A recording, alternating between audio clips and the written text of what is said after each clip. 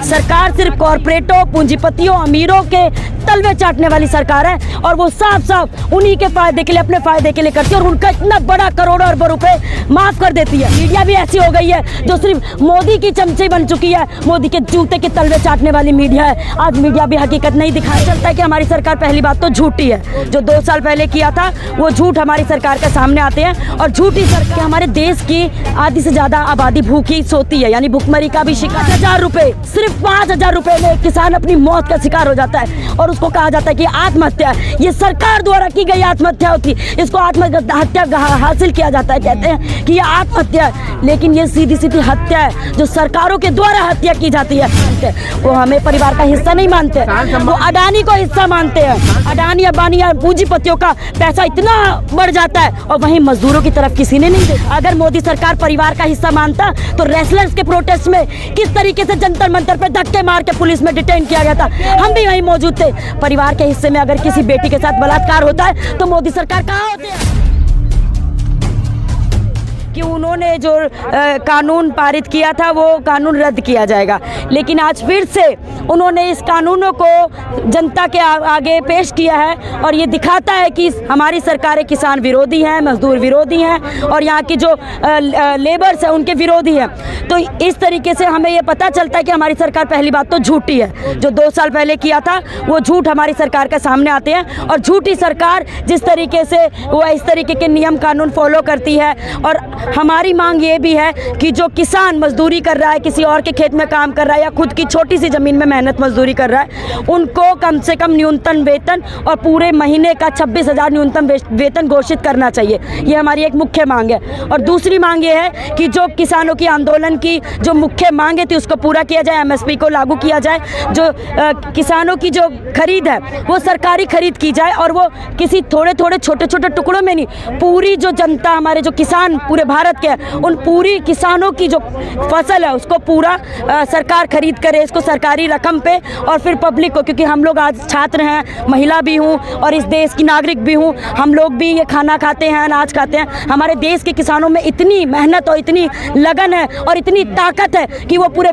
विश्व भर के आगे अनाजों को पहुँचाने की हिम्मत रखता है, ताकत रखता है। झूठी सरकार है तो फिर वो मांगे क्यों मानेगी आप? देखिए, झूठी सरकार है, मांगे तो देखो कोई परोस के हमें थाली में खाना खिला के नहीं देता। यहाँ के किसान पूरी मेहनत करते हैं और हमारे देश का अनाज, मैं बता रही हूँ आपको आंकड़ा, कि अनाज इतना उगता है कि दूसरे विदेशी राज्यों को भी देने के लिए, विदेशों को भी देने की क्षमता है।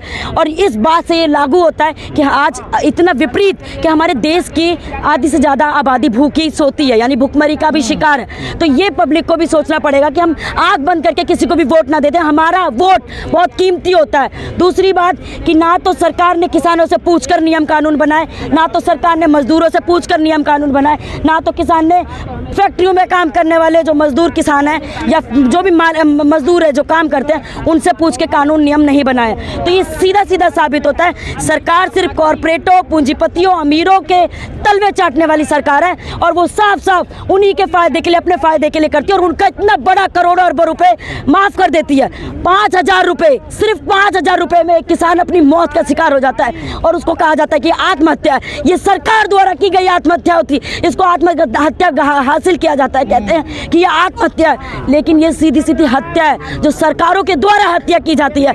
इस तरीके से है किसानों की, फिर भी सरकार उनकी बात क्यों नहीं मान रही है? देखिए, ये चुनाव भी करीब है और ये हम लोगों को भी समझना पड़ेगा। आज बहुत बड़ी संख्या में, हजारों लाखों की संख्या में आज दिल्ली पे रामलीला मैदान पर मजदूर किसान इकट्ठा हुए हैं और सिर्फ किसान ही नहीं इकट्ठे हुए, किसान के आंदोलन को समर्थन देने हम छात्र भी इकट्ठा हुए हैं, क्योंकि हम भी उन्हीं की मेहनत का अनाज खाते हैं, हम भी उन्हीं की मेहनत से अपने घर में जीवित हैं। अगर वो कमाएंगे नहीं, अगर वो मेहनत नहीं करेंगे तो कैसे हम लोगों का पेट भरेगा? जिस रोटी को मोदी जी खाते हैं, जिस रोटी को अडानी अंबानी खाते हैं, उनको ये देखना पड़ेगा कि वो आकर के एक दिन, सिर्फ एक दिन मेहनत मजदूरी करके दिखा लें कि अनाज कैसे उगाया जाता है। जो फसल के अनाजों का जो बीज है उसको इतना महंगा कर दिया गया है और कहते हैं 6,000 रुपये हम महीना दे रहे हैं। ये क्या 6,000 है? बाकी किसानों से जा के पूछिए। मीडिया भी ऐसी हो गई है जो सिर्फ मोदी की चमची बन चुकी है, मोदी के जूते के तलवे चाटने वाली मीडिया है। आज मीडिया भी हकीकत नहीं दिखा रही है कि हमारे किसान और मजदूरों पे क्या हो रहा है। ठेके की कंपनी को बढ़ावा देने वाली आज की सरकार है। 14 से पहले मोदी जी ने एमएसपी के बारे में कहा था जब उनकी सरकार नहीं थी, तो अब ये लागू क्यों नहीं कर रहे, लीगल गारंटी क्यों नहीं दे रहे हैं? देखिए, ये तो इसलिए कर रहे हैं क्योंकि उनको अपना मोटा मोटा सीधा फायदा चाहिए, और ना तो वो मजदूरों का फायदा हो रहा है, ना तो किसानों का फायदा हो रहा है, ना तो गरीब जनता का फायदा हो रहा है। क्योंकि अगर ये लागू नहीं करेंगे तो अनाज महंगा होगा, और गरीबों को, जितने भी हमारे भारत के गरीब हैं, उनको ये बात सोचनी पड़ेगी कि हमारे लिए भी अनाज महंगा होने वाला है, महंगाई आने वाली है। और पहले ही इतना दर बढ़ा दिया गया, इतनी महंगाई आसमान छू रही है, उसका रकम कौन देगा? अगर महंगाई आसमान छू जाएगी, हमारी इनकम नहीं बढ़ी है, हमारा वेतन नहीं बढ़ा है, ना तो मजदूरों का वेतन बढ़ा है, महिलाएं जो सफाई के कर्मचारियों में काम करती है। मैम वो कहते हैं कि 140 करोड़ मेरा परिवार है, महिला, बुजुर्ग, जवान सब कुछ है। देखिए, अगर परिवार होता तो परिवार के ये सभी सदस्य खड़े हैं, मजदूर साथी खड़े हैं। मेरे नाना जी भी किसानी का काम करते हैं, टोकरी ले लेके गलियों गलियों में घूमते हैं, गाँव में, चौहानों में घूमते हैं, पूरे दिन में ना बड़ी मुश्किल से पैसा कर पाते हैं। 4-5 पैसा इकट्ठा करने के लिए उसको परिवार कह रहे हैं मोदी जी। अगर परिवार कहते ना तो परिवार में कुछ करते हैं ना तो सदस्यों से पूछा जाता है आपकी समस्या क्या है, बताइए, हम वो करेंगे। कभी हमारे सरकार के मोदी ने पूछा नहीं आके कि लेबर लॉ लागू करने से पहले किसानों से पूछा है? अगर परिवार होते तो किसानों से जाके पूछते, सामने रामलीला मैदान में आके पूछते कि क्या है आपकी समस्या। हम परिवार का हिस्सा मानते हैं, वो हमें परिवार का हिस्सा नहीं मानते, वो अडानी को हिस्सा मानते हैं। किसान सम्मान निधि भी तो दे रहे हैं मोदी जी। देखिए, ये तो कहने वाली बातें हैं, इसके लिए तो बहुत सारी मीडिया धूधा तरीके से बता रही है कि अरे सरकार ने ये किया, अरे सरकार ने महिलाओं के लिए किया, मजदूरों के लिए किया। ये सिर्फ दिखावा है, और ये पब्लिक को समझना पड़ेगा किसके लिए किया और किसके लिए नहीं किया। एक दो हिस्से बढ़ते हैं, और किसके साथ सरकार है और किसके साथ नहीं है, हम लोगों को ये जांचना पड़ेगा। आंखें बंद करके, अंधभक्त बनकर हम लोग आगे अपनी जिंदगी में नहीं बढ़ सकते। कहा जा रहा है कि अगर एमएसपी लागू हुआ तो देश की अर्थव्यवस्था चरमरा जाएगी। ये तो सरकार, अच्छा, ये देश की अर्थव्यवस्था चरमरा जाएगी। लॉकडाउन में दिन दोगुनी रात चौगुनी बोला जाता है, उसमें अडानी अंबानी पूंजीपतियों का पैसा इतना बढ़ जाता है, और वहीं मजदूरों की तरफ किसी ने नहीं देखा कि मजबूर हो गए थे रोटियां खाने के लिए। वो रोटी भी नहीं मिल रही थी उनको, मरने को मजबूर थे, धक्के खाने को मजबूर थे, सड़कों पे चलने को मजबूर थे। कहाँ था हमारे परिवार का हिस्सा? अगर मोदी सरकार परिवार का हिस्सा मानता तो रेसलर्स के प्रोटेस्ट में किस तरीके से जंतर मंतर पे धक्के मार के पुलिस में डिटेन किया गया था, हम भी वहीं मौजूद थे। परिवार के हिस्से में अगर किसी बेटी के साथ बलात्कार होता है तो मोदी सरकार कहाँ होते हैं? संदेश खाली में बोले थे, ठीक है। और ब्रजभूषण सिंह वो परिवार का हिस्सा दिखता है, ये भी हमें समझना पड़ेगा। उसको बचाने के लिए एड़ी से लेकर चोटी तक का जोर लगा दिया। अगर परिवार का हिस्सा उन औरतों को मानते जो देश के लिए सोना लाती है, उनको इज्जत, उनकी इज्जत की आबरू कर दी गई, उनको इतने आरोप लगाए गए कि ब्रजभूषण सिंह पे गलत आरोप लगाया। अरे कोई महिला ऐसे ही नहीं बोल देती है। मैं भी एक महिला हूँ, मेरे साथ भी बचपन से लेकर अभी तक ना जाने कितनी बार छेड़छाड़ हुई है। कोई बोलने की हिम्मत नहीं करता है। जहाँ पे काम की जगह है वहाँ पे भी छेड़छाड़, जहाँ पे कॉलेज जाती है वहाँ पे भी छेड़छाड़, जहाँ पे फैक्ट्रियों में काम करते हैं वहाँ पे भी छेड़छाड़, और नौकरी में लगने के लिए भी 40-40 हज़ार रुपए देने पड़ते हैं। ये सरकार किसका बढ़ावा करती है? मोदी जी कहते हैं बेटी बचाओ बेटी पढ़ाओ सम्मान। देखिए, मोदी की जो ये बात है ये तभी हम मानेंगे जब बेटी पढ़ लेंगी। ना तो बेटी पढ़ पाती है, बस्तियों में इतनी दूर तक जाने के लिए, पानी भरने के लिए 1.5 घंटा, दिल्ली जैसे राज्य में, देश की राजधानी, देश का दिल कहा जाता है दिल्ली को, और वहाँ पे 3-3, 2.5 घंटा टैंकरों की लाइन में महिलाएं लगती हैं। कितनी छेड़छाड़ होती है, कितनी उसमें लड़ाई होती है, और 100 लीटर के पानी के चक्कर में इतने लोगों की लड़ाई कराते थे, 4 घंटा खटता है। वहाँ लड़कियाँ मजबूर होती हैं कि पानी भरना है, स्कूल जाना छोड़ देती हैं। अगर सरकार पाइपलाइन से पानी पहुँचाती तो स्कूल जाने के लिए बच्चियाँ फ्री होती। तो ये मोदी सरकार की जो बेटी बचाओ बेटी पढ़ाओ का जो ढकोसला है,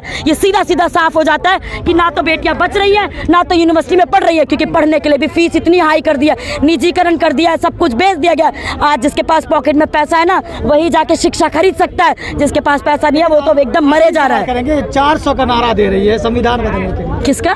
400 पार का नारा दे रही है भाजपा।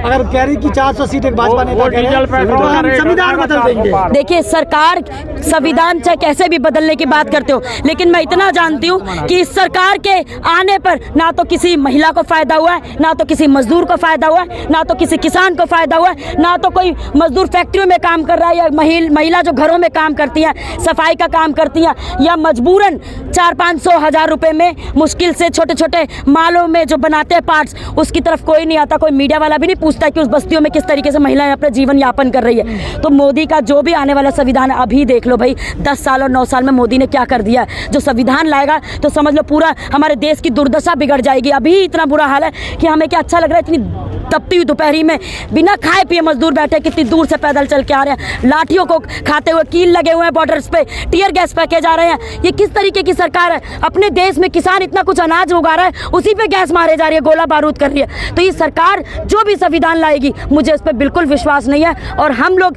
तभी आगे बढ़ पाएंगे, उसी सरकार को देख पाएंगे जो महिलाओं के हक में बोले, जो किसानों के हक में बोले, जो मजदूरों के हक में बोले, ठेका प्रथा को बढ़ावा ना दे।